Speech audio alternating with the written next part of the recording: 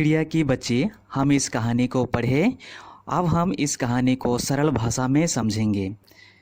आप लोग ध्यान से सुने। कहानी इस प्रकार है। एक धनी व्यक्ति रहता था और उसका नाम था माधव दास। उसके पास सब कुछ था, सोना चांदी हीरा मोती और संगमरमर पत्थर से उसने एक सुंदर सा घर बनाया था। घर के पास ही एक फूल था, फूल के बगीचे थे। सेठ माधव दास रोज शाम को घर के बाहर एक चबूतरा में तख्त लगाकर गलीचे पर बैठते हैं। अगर उसके दोस्त होते तो बातचीत करते, नहीं तो हुक्के की तार को मुंह में दिए ख्यालों में स्वप्न की भांति गुजर देते हैं। एक दिन की बात है, आसमान में बादल छाया हुआ था। उसी समय एक चिड़िया की बच्ची फूल के बगीचे में आकर बैठ गई। चिड़िया बहुत ही सुंदर थी। सेठ माधवदास जी का नज़र उस पर पड़ी। उसने देखा कि चिड़िया बहुत खुश है और एक डाल से दूसरी डाल पर थिरक रही थी और खुशी से अपनी चोंच से प्यारी प्यारी मीठी मीठी आवाज़ निकल रही थी। चिड़िया की इस खुशी को देखकर सेठ जी का बहुत से चिंता दूर हो गया। सेठ जी का मन चिड़िया पर लग गया और प्यार से चिड़िया से बातें करने लगे और चिड़िया से कहा, आओ तुम बड़ी अच्छी आई, यह बगीचा तुम्हारे लिए ही है। तुम संकोच किए बिना ही यहाँ रोज आ सकती हो, इसे अपना ही समझो। चिड़िया पहले तो डर गई थी, लेकिन बाद में संकोच किए बिना सेठ माधवदास जी से बात करने लगी और कहा कि मुझे पता नहीं था कि यह बगीचा आपका है। मैं थोड़ी देर के लिए यहाँ थक कर बैठ गई थी। मैं अभी चली जाऊँगी, मुझे माफ़ करना।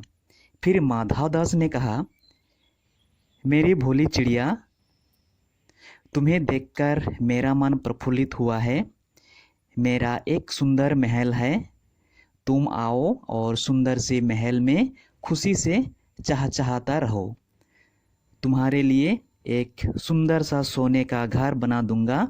खाने पीने के लिए सोने की कटोरी होगी। तुम खुशी से सोने के महल में रह सकती हो। लेकिन चिड़िया को उसकी बातें समझ में नहीं आती है और कहती है कि मैं सिर्फ माँ की हूँ। मेरी माँ मेरी राह देखती होगी। मैं अभी अभी चली जा रही हूँ। ये सोने के महल क्या होता है मैं नहीं जानती। मैं तुम्हें नहीं जानती। मैं माँ को जानती हूँ, भाई को जानती हूँ, सूरज और उसकी धूप को जानती हूँ, घास पानी और फूलों को जानती हूँ। महावन्या, तुम कौन हो, मैं तुम्हें नहीं जानती।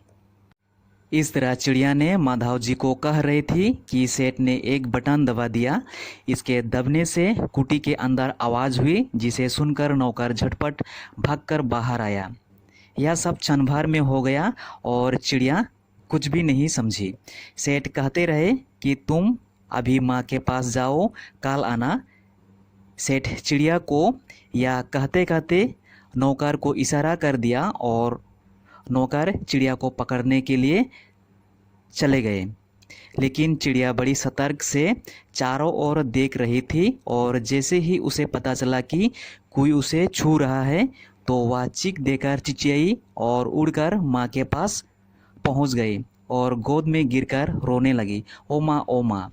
माँ ने उसे छाती से चिपटाकर पूछा, क्या हुआ मेरी बच्ची? पर बच्ची काँप काँप कर माँ की छाती से और चिपक गई और आंखें बंद करके आराम से सो गई।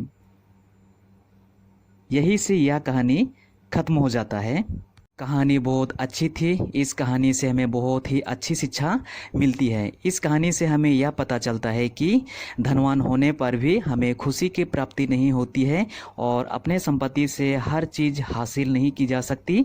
जिस प्रकार शेर धनवान चाहकर भी चिड़िया को अपने कैद में नहीं रख सका। Thank you.